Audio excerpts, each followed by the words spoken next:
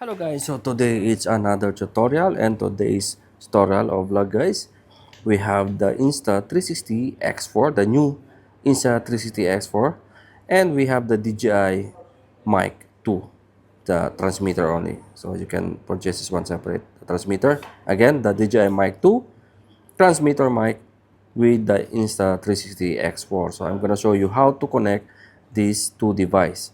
So you can use now your your DJI Mic 2 as a microphone to your DJI Insta360 X4. So and guys, without further ado, let's start connect these two devices. So first, just turn on this Insta360 X4.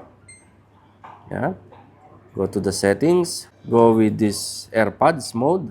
Yeah, your settings like this, then turn on the DJI Mic 2 as is blinking with the blue. Just press this pairing button like 2 seconds, so the blinking will become very fast. Yeah, okay, so refresh, sending Bluetooth.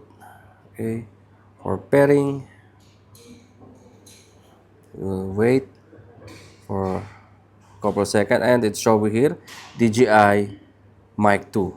So, yan, just click connect, Bluetooth headphone connected. So now you have your audio connected using the DJI Mic 2. So let's try